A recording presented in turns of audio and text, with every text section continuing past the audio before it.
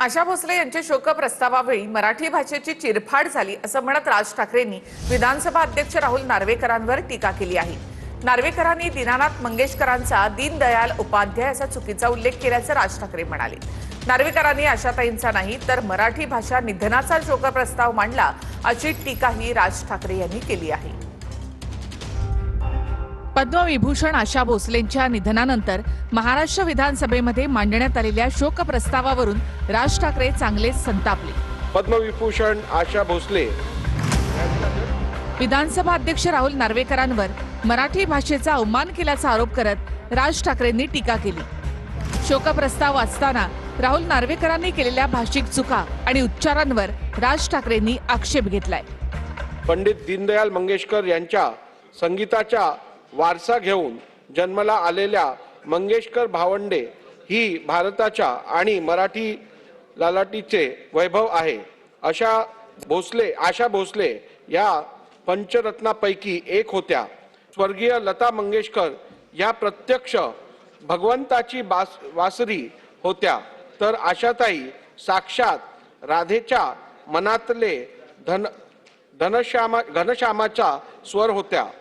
महाराष्ट्र शासनाने महाराष्ट्र भूषण पुरस्कार देऊन त्यांच्या यथोचित सन्मान केला आहे।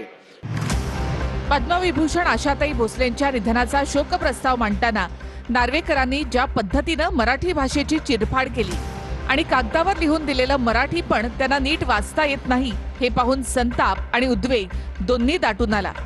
वाचण्याआधी त्या कागदातून भेळ खाल्ली होती का यांनी?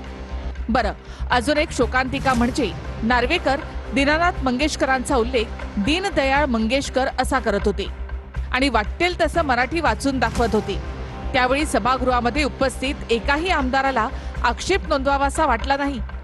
नार्वेकरांना ना दीनानाथ मंगेशकर माहिती आहेत ना दीनदयाळ उपाध्याय माहिती आहेत। भाजपनं जी काही खोगीर भरती सुरू केली आहे त्यामध्ये त्यांची अवस्था तेलही गेलं तूपही गेलं हाती आलं धुपाटणं अशी झाली आहे। सभागृहामध्ये फडणवीस उपस्थित होते का माहिती नाही, पण असते तरी मला वाटत नाही त्यांना काही फार फरक पडला असेल। गुलाबी आंखें जो तेरी देखी यासारखी अनेक गाणी म्हणणाऱ्या फडणवीसांना कोणत्या महान व्यक्तीला श्रद्धांजली अर्पण करणार आहोत आणि त्याचं गांभीर्य काय असतं हे समजायला हवं होतं। पण त्यांचं म्हणणं सोपं आहे। सांगितलेली फोडाफोडीची कामं होत आहेत ना, बरोबर? अधिवेशनाचा उपचार पूर्ण होत आहे ना, बस झालं। दीनदयाळ मंगेशकर म्हणो की दीनानाथ चौहान म्हणो काय फरक पडतो?